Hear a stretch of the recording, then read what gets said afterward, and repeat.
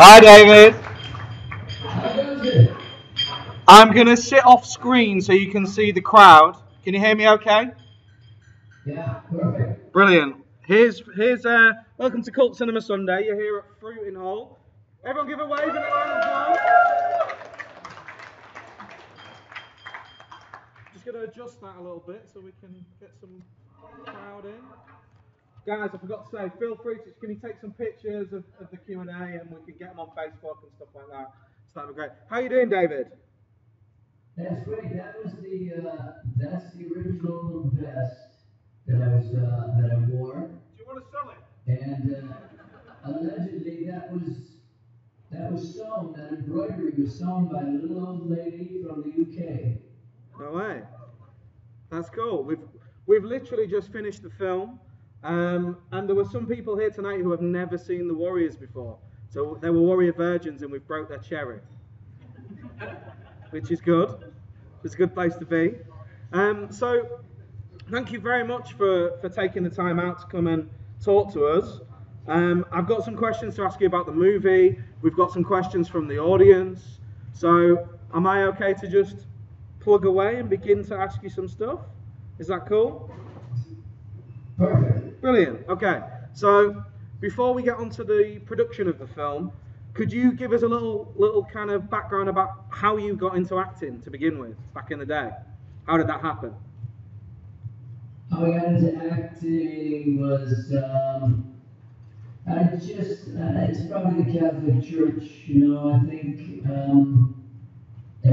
just the ritual and mystery of serving, you know, with all the vestments and everything in the Catholic Church in the 50s.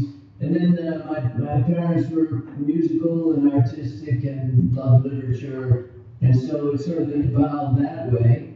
And one time I was in high school and the guy said to me, "You're an actor," and it just came like a light bulb. I had no idea, because I was always just playing music, really. And so it evolved that way, and just love for literature and characters. And how did you then get involved with the Warriors and Walter Hill, and how did you kind of get the role? How did that come about? Well, thinking back on the first question about getting involved, you know, in the 60s in Detroit, where I lived, was a really crazy rock and roll scene with the MC5 and Iggy Pop and of course Motown in Detroit. And if you ever get a chance, I hope you can all come and visit the Rock and Roll Hall of Fame in Cleveland, Ohio, because you'll see what a theatrical business is. You know it already, but it really is an amazing idea of theatricality. So seeing people like, I saw the Beatles in 1964 in a hockey stadium in Detroit, and I saw Jimi Hendrix, and I saw the Doors, and these were such theatrical acts. It was such an amazingly powerful thing, you know. And it's connected because when I got to New York in the early 70s, I was part of the CBGB scene, which produced the Ramones and Talking Heads and Blondie and on and on. You know, then later the English rock, which came to play there as well. And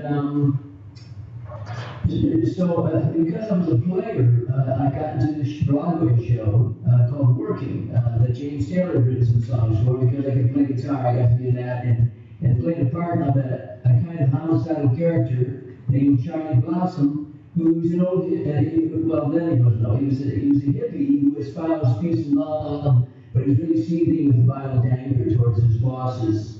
And so Walter Hill and Joel Silver saw that, and they thought that I would be the right choice for Luther in the Warriors.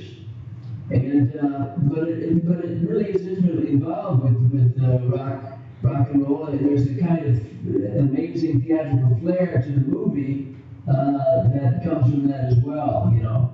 And I thought, I recommended, I don't know if you know this band television that were very influential on rock and roll. I thought that should be the soundtrack. And if you get a chance to listen to Marquee Moon, if you don't already, It's a wonderful album that I thought should be the soundtrack, but they went with other things which was bizarrely perfect. You know, Barry the Warzone and Joe Walsh and things like that. And then a Motown song, Nowhere to Run, of course. You know, so that's some of the background. But you know, it's connected to, and I remember meeting the Ramones and them being proud of that character. You know, that somehow we got a certain spirit of that time. You know, the CBGBs was 75, 76, 77, and we filmed the Warriors in 78. And so to have that character and that chant in there sort of help people, you know, recognize that spirit that was around at the time in New York in the 70s. Awesome. When we spoke briefly before, you mentioned with the fact that we're in Hull, you saw David Bowie and Ziggy Stardust with Mick Ronson on guitar. You went to see them was it in the 60s that you went? No, it was the very early 70s. I think it was 72, and they played in Detroit. And, you know, Mick Ronson, just a great guitar hero from Hull. There you're in Hull, right? Yeah, absolutely.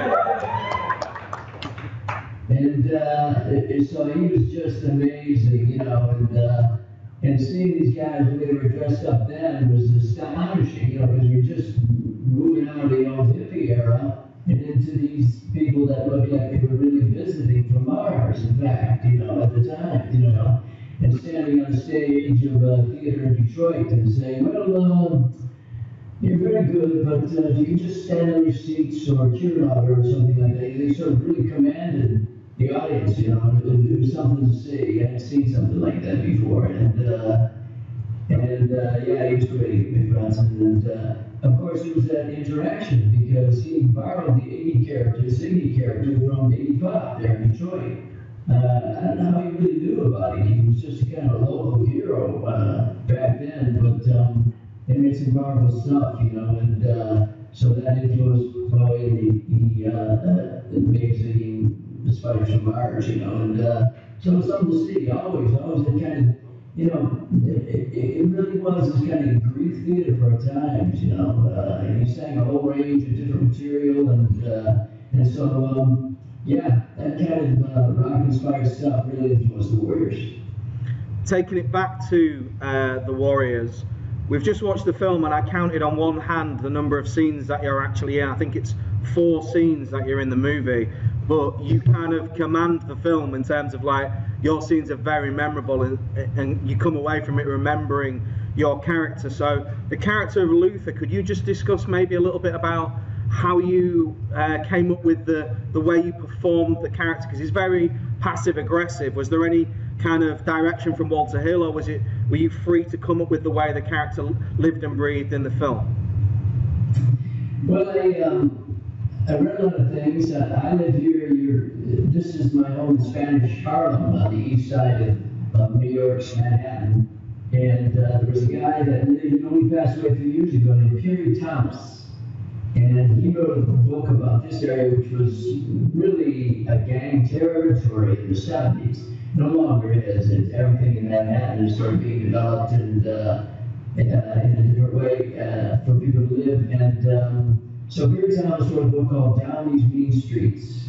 And I was really influenced by that and the way New York worked and the way people who grew up here lived and walked. And so that was a big inspiration. Another one was Hubert Selby's book, Last Exit to Brooklyn, which became a film. And it was so weird about New York. There was so much strange stuff there that influenced me as well, you know. The kind of crazy political corruption that was around in that time was also part of it. And I think, thanks very much for your comments about the 4 scenes that was in, but I think because he's such an important plot element, and because he drives, you know, his actions drive what happens in it, you worry about Luther all the time, you know. And it was just this, who did it? Who sent him, you know, to kill that guy? You know, who was that? You know, and he talks to him a few times on the phone, and Walter never really specified. He just said that he was the boss. And so I made up this character based on things that I had observed about gangsterism and political corruption, the connections between it all, and attempts to control the populace by kind of bread and circuses and things like that. And that was very much, I didn't really look at Saul Urich's novel, the original one, until after, because we just were going by the movie script and by, I read the Anabasis by Xenophon, the Greek story, trying to get ideas from that and inspiration. Saul Urich's thing was very much more of a social agenda, All the gang members were African American or Hispanic in his book. He was a social worker. He just passed away last year. He was a social worker in New York City, in the Bronx, in the roughest areas. And so his novel was much more connected to real life and the cost of families, welfare families, and things like that, so that, in single parent families and all that kind of stuff, so that kids were forced to form gangs to sort of make up for the lack in their lives, and they organize themselves that way. So all this stuff influenced it, that's why we focus on Luther's, because it's an essential part of the story, and this kind of corruption and kind of paranoia that's around to say who actually did this, why are they controlling us in this way, and always that spirit to rebel against that and say we can control our own destiny, Thank you, David. One of the audience questions, and the question that I already had planned, is, you mentioned it to me briefly when we spoke on Skype before, your your infamous beer bottle come out to play scene. Was that scripted? Was it improvised? What happened on the day of the set? Could you elaborate and clarify kind of how that scene came about in the movie? Well, the script is in storage. I can show you that. It wasn't there. There's nothing there. It was just sort of the gang following the other gang. And Walter just said, we need something here. We need some kind of taunting thing that will sort of provoke them into a battle. And at that time, I was working in downtown avant-garde theater as well as playing in the rock band. I just, said, what should I do? Walter had just seen me on Broadway singing songs, and he said, I want you to sing him something. And I didn't quite feel it was time for a lyrical ballad. So I thought we should have something that was a little more pervading. And there was a neighbor who lived, I lived in a tiny apartment down in the south of Manhattan, and I had a kind of crazy neighbor there who was, I don't know, but I think he was a gangster. And I would try to be polite to him, and I'd just say, hello, Rich, how you doing? And he'd say, Dave.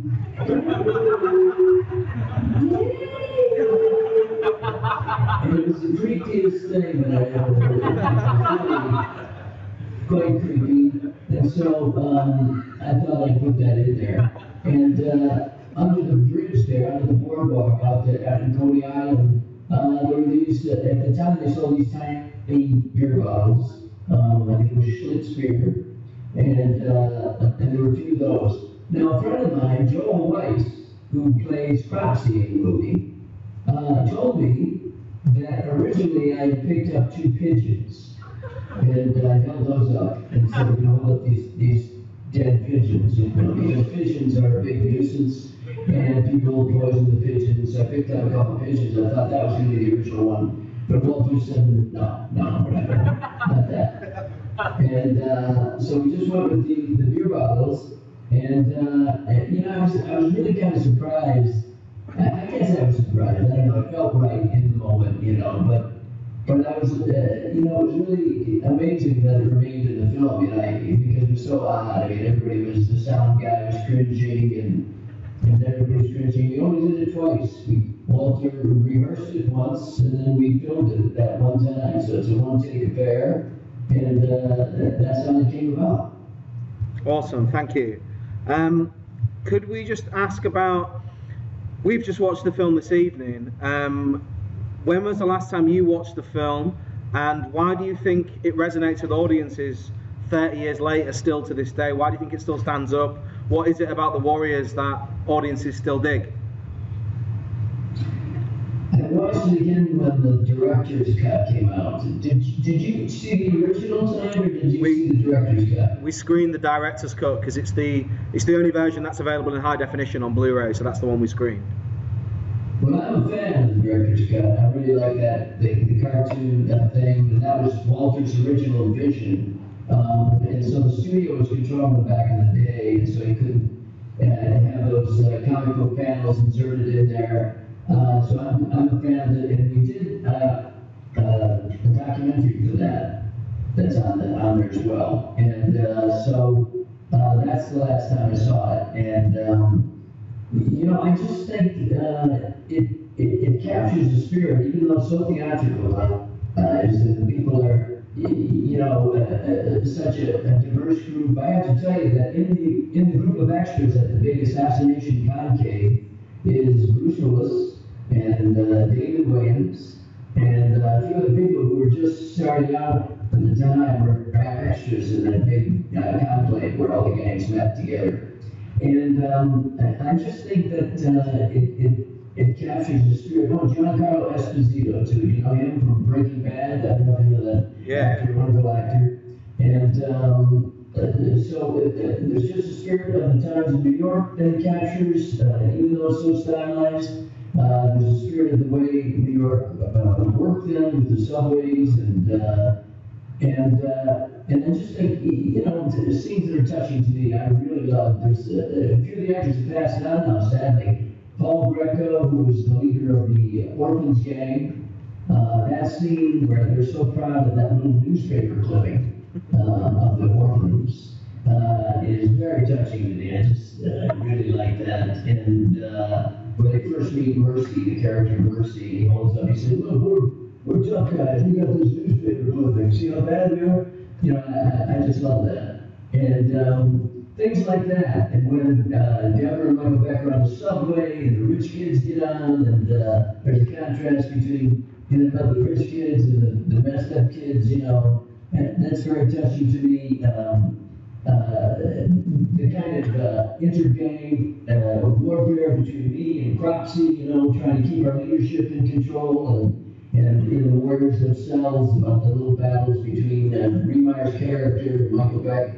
You know, I think that people all can relate to that. No matter what you do in life, you have struggles, you know, and I think that's why action movies hang in there, is because they're kind of fantasies of our own struggles, you know, they're kind of, you know, metaphor for our own struggles, you know, and so everybody can relate to it, and so you feel really good when things work out the way they do, when people escape from danger, and so there's a lot of reasons why it hangs in there, you know, and not to mention the classical underpinnings with Xenophon, you know, and these other things you talked about, you know.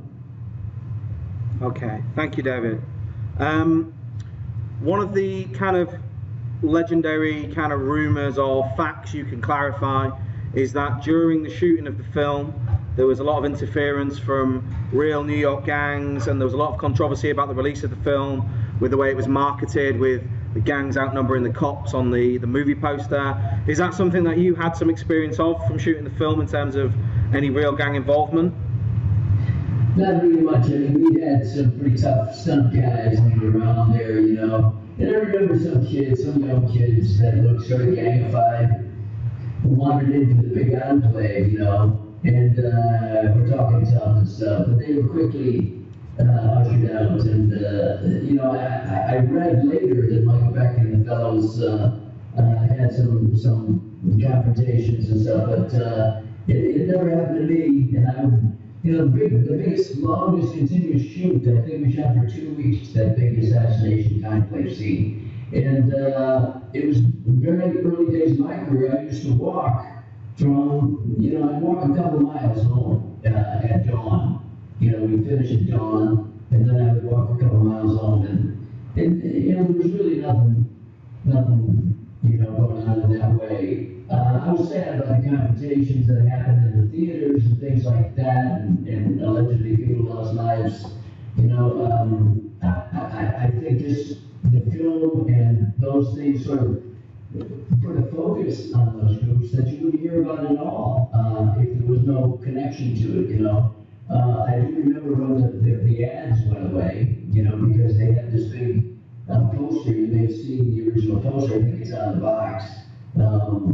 And the ads went away, and they just decided to go with a quote from Pauline Kael, who was the most intellectually esteemed critic of the time. She wrote for the New Yorker, and she wrote a rave review. And so the advertisement was just the logo of the Warriors and her review. And so I do remember they got a little nervous, and several other gangs.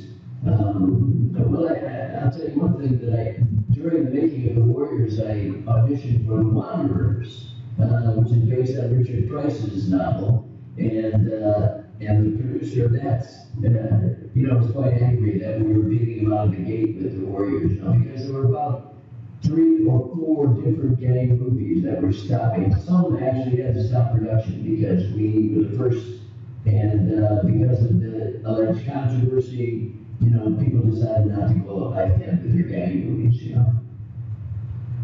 Okay.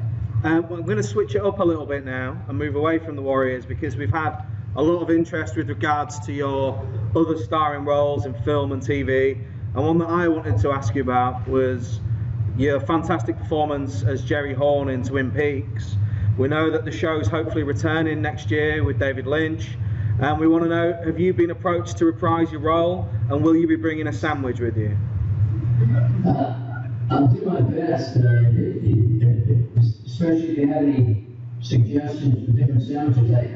I the smoked cheese pig and the brie sandwich, but I hope that they call me up. I don't know, you know, usually Showtime and HBO, they like to see, you know, young, beautiful people on there, you know, but it'd be fun to see what's happened to Jerry Horn after 25 years. David is well known for using older people, so I don't know, but the short answer is no, I haven't been contacted yet, except from, you know, out in Washington State, where the super titles, the titles for the program Twin Peaks were filmed. We filmed in LA, the episodes that I was on, and most of the episodes were filmed in Los Angeles, but in Washington State, every year for 25 years, there's been the Twin Peaks sort of party, and there's a very dedicated fan group that's invited the cast out, and most of the I was never able to go yet, but there's a really good guy who wrote a book, An Oral History of Twin Peaks. And so that's the only people that have contacted me. And also the University of Southern California, USC in Los Angeles, had a kind of cast reunion where you can find a lot of this on YouTube when we talked about Twin Peaks, and it was really a blast. And that's the only way we've kept in contact. So apparently they're still writing it. I don't know, and they'll probably film sometime in the summer or in the fall and put that on Showtime. It was a great series. It was really wonderful, and so that's what I can say. Thank you, David. That's great. That's, well, fingers crossed, because you know Twin Peaks needs the Horn brothers back, as far as I'm concerned. So go on. Sorry. That's right. Yeah, absolutely. Another very memorable role is your role as Sully in Commando, working with the legend that is Arnold Schwarzenegger. Could you share maybe some memories of you're not in the film for very long, but you have a very cool shootout fight scene in the shopping mall and a really cool car chase in a Porsche, and it's like a great sequence. Could you share some memories about making that with Arnie? David, you hit on a theme in my career here, because I only have these kind of brief roles. Memorable roles, memorable. No, I feel very blessed by all these, and Commando's fascinating. Getting a lot of questions about that recently. You know, films since the Tarantino era, they become, I don't want to say self-conscious, but really much more accepted. You know, there was really a divergent kind of audience for action films versus art films, and now it's all mixed together, you know, because of Tarantino and different people. But back in the 70s and the 80s, it was quite a separate thing, you know, and people who went to action movies and art movies like me were kind of rare, you know. You didn't really, you know, they were always disdained, always given terrible reviews, you know. But what you can do in action movies is quite amazing because you can comment on the times you live in it. So Arnold, to me, was a kind of id monster of Reagan-era politics, and he sort of represented what those guys wanted to do around the world, you know. And so in Sully's character, I based it on a guy's, Robert Vesco was a very fascinating shadow character who invested in Nixon's campaigns, and he lived in Cuba for a long time before he passed away. And I saw on a news program an interview with mercenaries who protected him, former U.S. military folks who protected this kind of outlaw guy who was way before the scandals of 2008 and banking and stuff like that. This guy was doing all kinds of money stuff, and he was a multi-billionaire, you know, but the way he made those billions was really suspect. And he was friends with Noriega, with Castro, and all these different people. He lived in these different countries because he was going to be sued in the U.S. And so he had these mercenaries to protect him. And that's the kind of person that I based Sully on. And, you know, there's all kinds of stuff about what was going on in Central America and destabilizing different governments that were down there and all that kind of stuff. So there was a lot of rich material to draw on for this, you know, this fantasy script by Steven D'Souza. And then let me improvise in that film as well and put lines in about my relationship with Redon Chong and with the other characters in the film. So, you know, we hope to give it some background that gave it some connection to the real world. Another memorable role is, we screened the film last October, is your role in The Crow with the late, great Brandon Lee. Could you share some memories about your time on that film? I think it's a movie that, if you look at it now, it's got a timeless quality to it. It doesn't seem like it's made from the 90s. It could have been made last week. It's a very visually influential film. What's your memories of looking back on The Crow?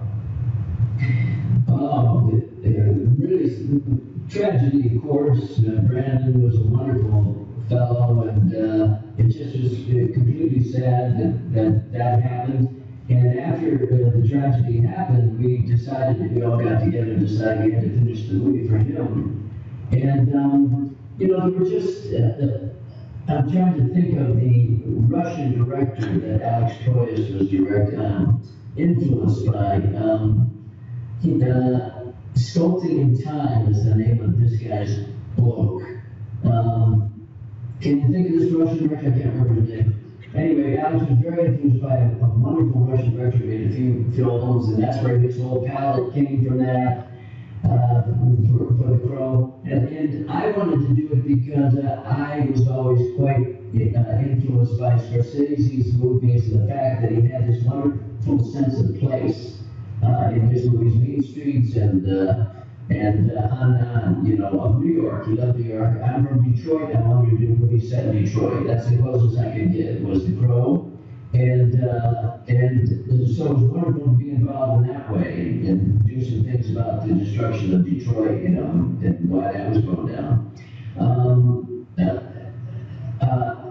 So many memories, the wonderful people who worked on it. Alex McDowell, who did the great miniatures for that, and the wonderful cinematography, and then of course the music, which is just incredible. You know, it became a top-selling record with all those folks. Jane, now I'm blanking on her name. Jane's Addiction? Anyway, say again? Was it Jane's Addiction, Nine Inch Nails, Machine Head? There were some of the bands on the album. Yeah, there's this Canadian lady, though, I can't remember her name. Jane somebody. She had a beautiful ballad, It Can't Rain All the Time, on there. I can't remember. So terrific, you know, and coming up with things for the Crow and the idea of that. James LeVar is a fascinating character, who I believe still lives in Detroit. And I read the original comic book, and the depth of feeling, you know, because it was based on a true story, was really moving to me. You know, the loss of his girlfriend and his inconsolable emotion about that really came through.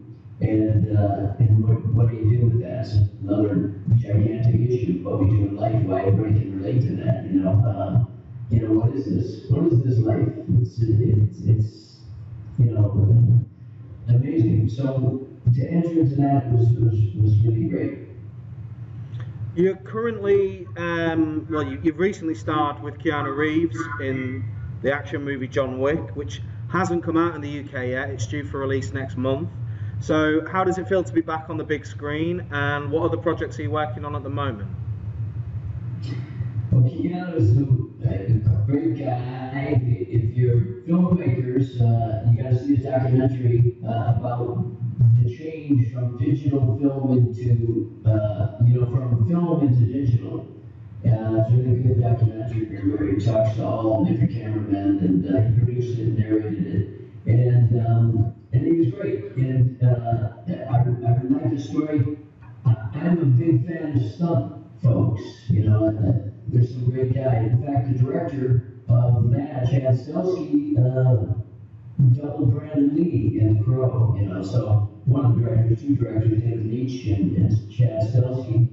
And you may know that Keanu gave his stunt, these guys were his stunt doubles on all the Matrix movies, and so he gave them a leg up. He co-produced the movie, and he let them direct their first feature. And the reason I like it, there's a great artist who came about with Keith Haring and Sue Coe, a wonderful artist. You know Sue Coe? She's a fantastic graphic artist, and I think she lives back in London now. But there was another artist named Robert Longo, and he used to do these great kind of, they look like Greek murals of guys in business suits fighting each other. And, you know, it really was astonishing to see, and so that's what that movie looks like.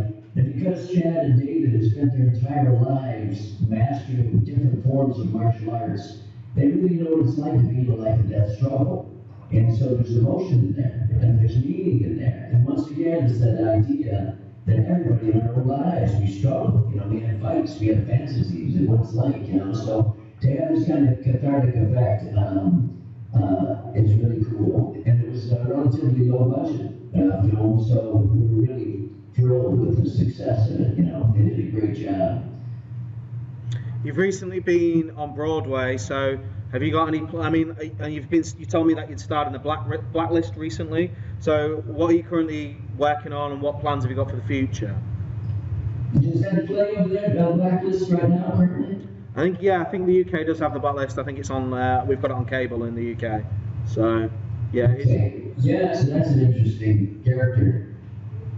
I get to speak mostly German in that. I had to learn German for that. I won't spoil it for you, but the Blacklist has been a wonderful thing. But Broadway was just a terrific thing. You know, we did this musical version once. I don't know if you've seen these guys. John Tiffany was the head of the National Theatre Scotland, and he did a brilliant theatre piece called Blackwash about the end of a 400-year-old regiment of Scottish soldiers. And it won the Olivier Award in London, and so his particular theatrical style, these two guys who grew up in Yorkshire, John Tiffany and his co-director, Stephen Hawkett, they do this brilliant physical theater thing. And it's very simple, it's just actors and tables and chairs, and in this case, in once, we played the instruments as well. And so I did that for 3 years on Broadway, and it was really, really amazing, you know, to play music and to tell that story. And David Patrick Kelly, I've never been in an Irish play before, you know, so, you know, it was my first time doing that, and to start with Anna Walsh and Glenn Hanks was terrific. I'm going to bring it back round to the Warriors now, the reason that we're all here tonight. Could you maybe discuss what were your favourite kind of moments of yourself when you look back at the film and the scenes that are on the screen? What were your favourite kind of moments for you as a character on screen? And is it your favourite film? And if not, what's your favourite performance? Well, I really like The Warriors was terrific because it was so exciting. It was my very first film, you know. I did some college films, but that was the first one. And then come out Broadway. So they had things to add up that way, which was really great to be able to express all that stuff, you know, the political rage and the kind of musical aspect of it, you know. And I remember, just putting together the costume for it, you know, and asking for that headband. And the fact that Walter, I really like Walter Hill, was really lucky to get with him for the first time, you know. He's kind of the postmodern John Ford is how I refer to him, you know, because he has a surprising amount of depth in his stuff. He's one of the most literary guys in Hollywood, working in Hollywood. You know, he wrote the Alien script, you know, he's written many westerns. He calls all of his movies westerns. So I really enjoyed the fact that Luther is wearing kind of a sheriff's star on his vest, and then he has this Apache headband there. So you get both both these kind of iconic Western characters in that. It was exciting to make it, you know, to learn about filmmaking, you know, on the job was really incredible, you know. You know, you reminded me of how fortunate I've been. There have been so many master filmmakers that I've worked with, you know, Clint Eastwood, to do the one scene as President Truman was really fulfilling, you know, just amazing, you know, when you be such an essential part of the story, you know, and Dreamscape, I really enjoyed that one, you know. It was before the digital age, you know, and so there was a great a special effects guy named Ray Harryhausen was his name. And in the 50s, he did all these amazing things. He would do stop motion. So if you ever get a chance to see Dreamscape, which was a big influence on Inception, if there's no CGI, of course, it's all, they have to photograph me changing into the Snake Man. And so it's all these little sculptures going along, you know, and I really like that kind of, I think there's something in it, you know, that it really expresses emotion, and that's what acting is about, you know. And so those are a few of them, but on and on, you know, all the opportunities were really great, you know. Commando was a drill, you know, a big, expensive Hollywood movie there. And again, the stunt guys, when you screened that, you said, so you remember when Arnold grabbed in the mall, he's chasing me, and he grabs the balloons and he swings onto the top of the elevator. Well, that was actually like a stunt guy in his 60s who did that, and he did it in one take. And I met him years later. It was really great. He just landed right up there, and he owned the ranch where we filmed Walter's movie Last Man Standing, which is also one of my favorites. I think that you know, it's a great score by Ryan Kruger. Just before Ryan went off to do the Buena Vista Social Club in Cuba with his son. It's this great bluesy score, you know, and to have a Western with gangsters was really unique. And so I love that one. And let's see what else we got going. Just did a little film called The Lighthouse with a great lady named Eric Fay, you know. Songcatcher is great, where we're down in Appalachia with Maggie Greenwald's movie. And Twin Peaks, of course, Wild Heart. Again, little parts, but just essential things. So it's been an amazing ride. The Warriors had a very famous spin-off. It was made into a video game about 10 years ago, to lots of critical acclaim. It's a great game to play. You feature in it, obviously, as your character. Have you played the game? Were you involved with it? Are you a gamer yourself? What's your thoughts on video games and the Warriors game? No, I like those guys. You know, I know that Rockstar's UK based, and they were very, very respectful when they approached me to do that. But I didn't do it. I had thoughts about video games. I did one for the same company, Rockstar Games, but it was about that's 10 years before that, when they were just starting. So you have to get like 6 different discs to put in your old computer or something like that. I don't know how it works, you know, it was crazy. But I kept thinking about video games, and I read a book, it was for Last Man Standing. It was called On Killing. And it was by the guy who taught psychology at West Point. You know, West Point is our Sandhurst, where it's the finishing school for all our military geniuses, you know. And this guy who taught psychology, he was a lieutenant colonel, said that video games sort of make you a zombie in a different way, you know. Now, I don't want to offend all you gamers out there, you know, because I know that they're very popular.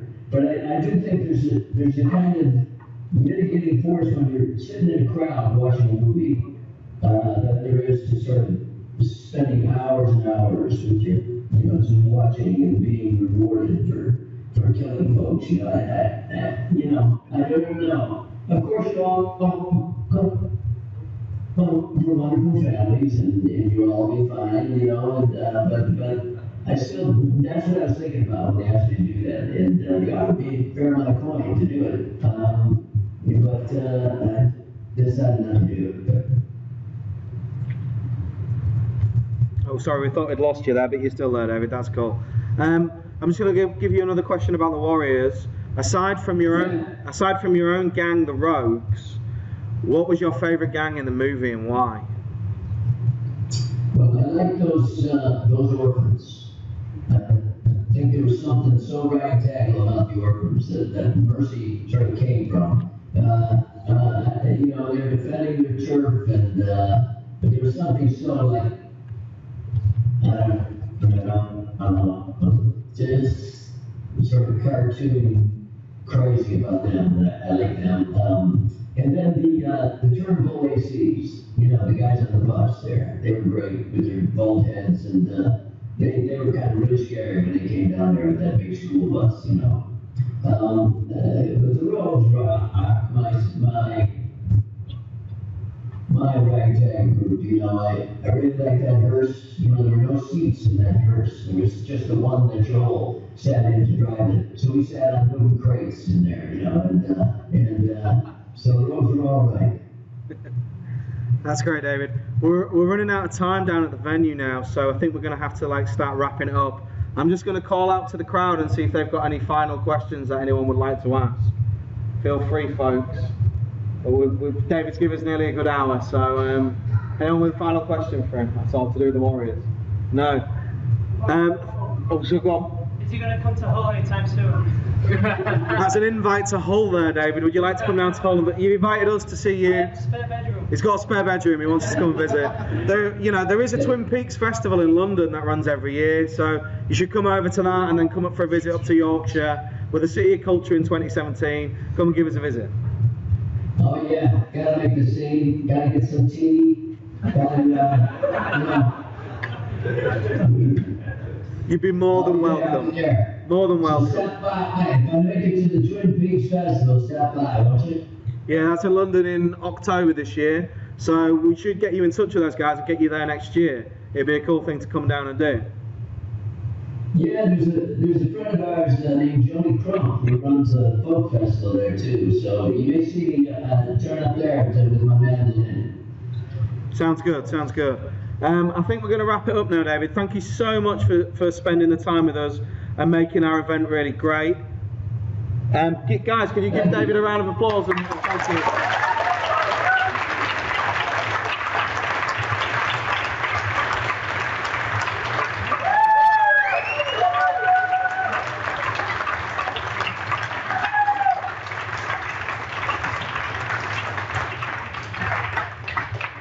Thanks very much, David. Have yourself a great rest of the day. Thanks very much for participating. Great stuff. Go home. Take care. See ya.